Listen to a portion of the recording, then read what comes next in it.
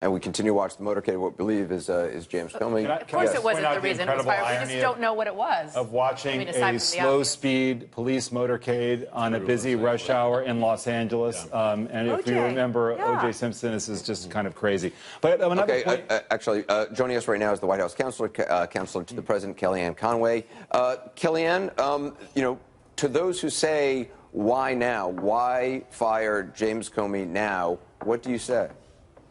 Well, I would point them to the 3 letters that were received today, Anderson. The letter by President Donald Trump, the letter by Attorney General Sessions, and really the underlying report by Deputy Attorney General Rod Rosenstein, who the FBI director reports to. The FBI director traditionally reports to the Deputy Attorney General. Rod Rosenstein was confirmed just 14 days ago by a vote of 94-6 by our United States senators. He's well respected across both sides of the aisle.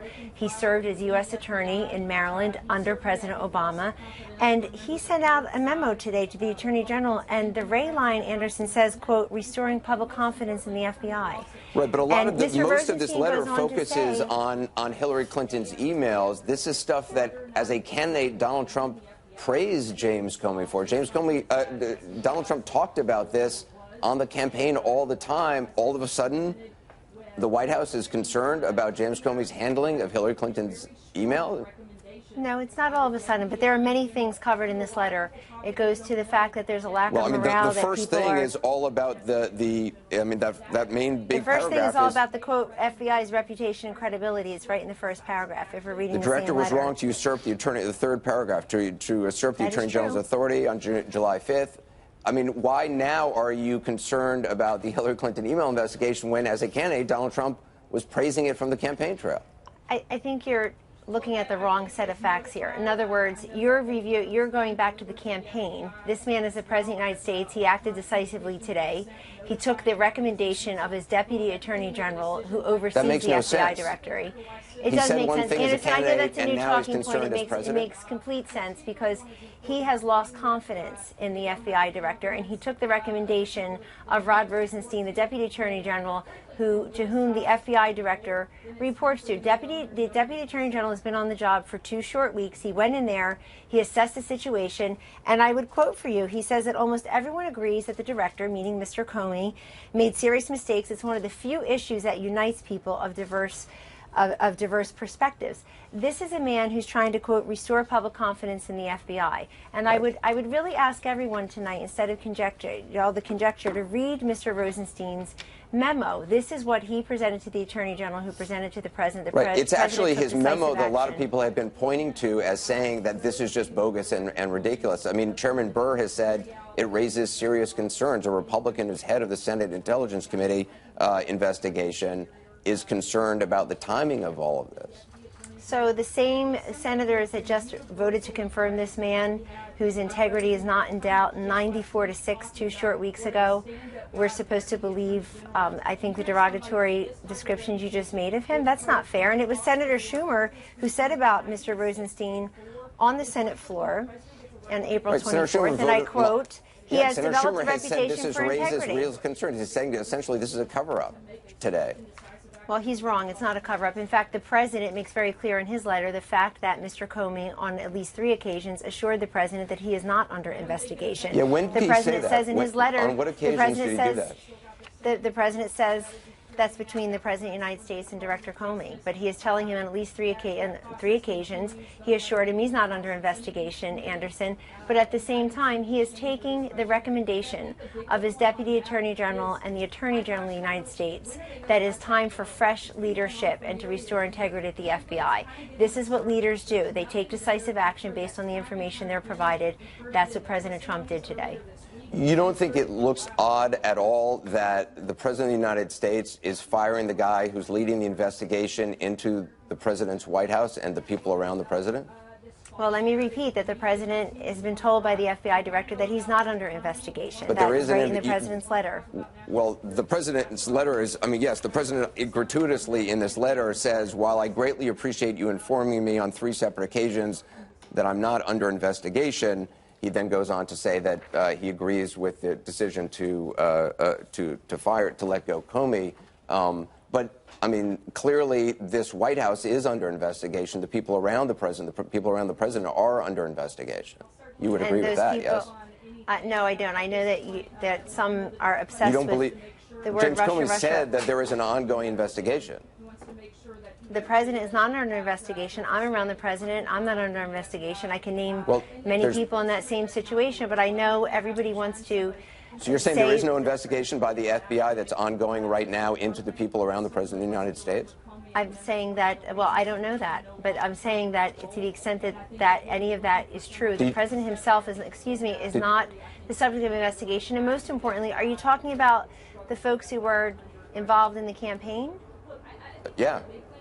Okay, well, you said the people around the president. So are you talking about people who were on the list of advisors? Some of them may still be around the president. Some of them, I don't know exactly who is being investigated. Exactly, there is an ongoing investigation by the FBI. Donald Trump. But again, you want this to be about Russia when this is about, quote, restoring confidence and integrity at the FBI. Morale is low. You want this to allegedly be about restoring confidence in the FBI, but I'm not sure many people believe this doesn't restore confidence in the FBI. In fact, a lot of people are raising questions about saying it destroys people's confidence in the FBI, about whoever the president may appoint is now going to be in charge of an investigation into people who have been close to the president during the campaign, any potential collusion with Russia.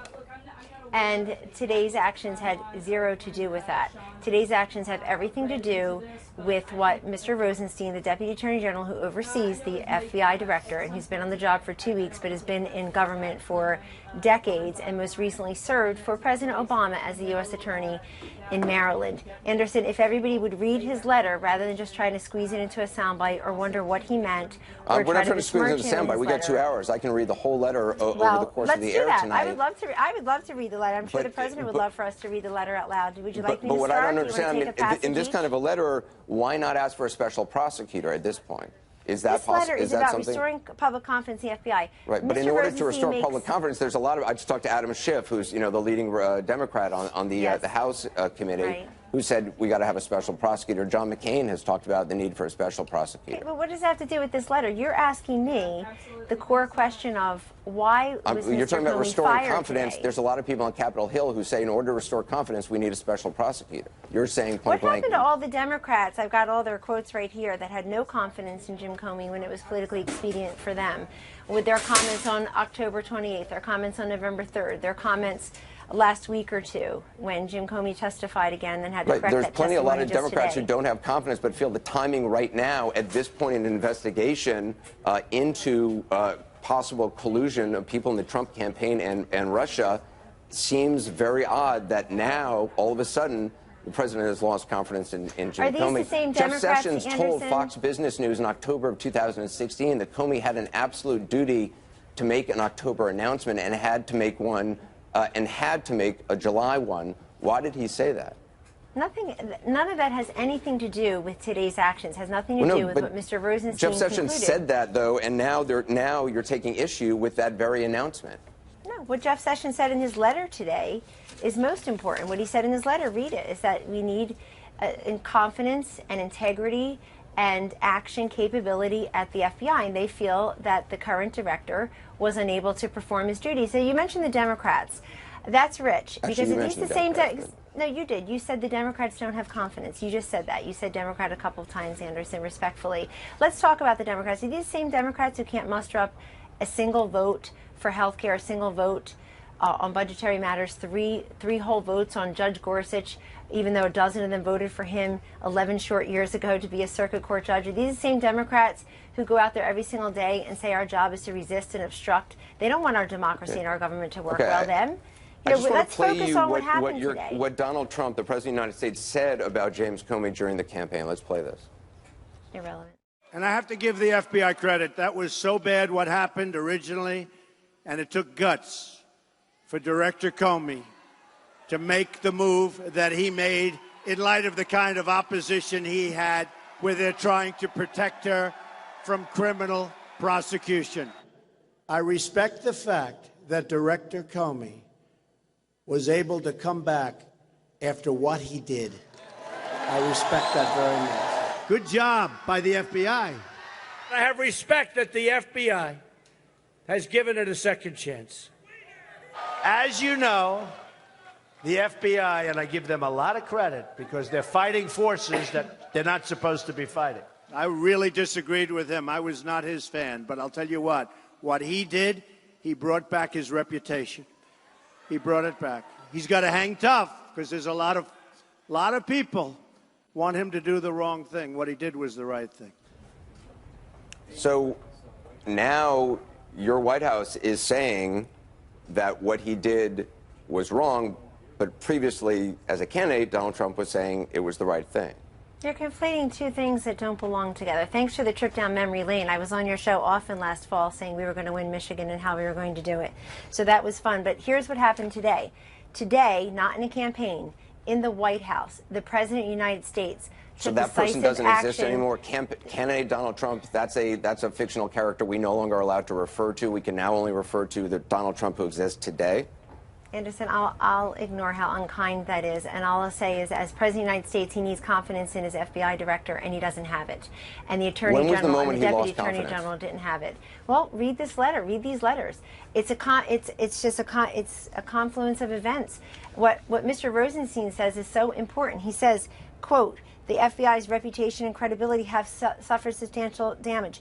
Quote, "I cannot defend the director's handling of the conclusion of the investigation of Secretary Clinton's emails." Quote, "The FBI director is never empowered to supplant federal prosecutors and assume command of the Justice Department." Quote, "We do not hold press conferences to release derogatory information about the subject of a declined criminal investigation." He also says that the dismissal of an FBI director, the firing of FBI director, should not be done lightly, and that he doesn't take this, he's not doing this lightly, but he still thinks that we need to regain, quote, "public and congressional trust if we have a director who, quote, understands the gravity of the mistakes and pledges and never to repeat them." I mean, that is what's happened. This has nothing to do with the campaign from 6 months ago. This has everything to do with the performance of the FBI director since the president has been in the White House. He took decisive action. He's not a subject of an investigation, and we appreciate the time and the platform tonight. And just finally, Jeff Sessions, who has recused himself for anything to do with Russia, why was he involved in this decision? Why is somebody who's recused himself having anything to do with the Russia investigation involved in the decision to fire the guy who's heading the Russia investigation? Does that look odd to you?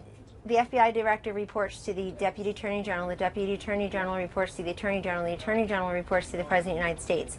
This had nothing to do with Russia, as much as somebody must be getting $50 every time the word is said, I'm convinced, on TV. It has nothing to do with Russia. It has everything to do with whether the current FBI director has the president's confidence and can faithfully and capably execute his duties. The Deputy Attorney General decided that was not the case. He wrote a very long memorandum about it. He presented that to the Attorney General. The Attorney General presented to the President. The President took the recommendations, as he says in his brief but very powerful letter today. He took their recommendations and he agreed that the only way to restore confidence and trust, public trust and confidence in its vital law enforcement mission, that of the FBI, was to have a new director. Kellyanne Conway, I appreciate your time tonight as always. Thank you, Anderson.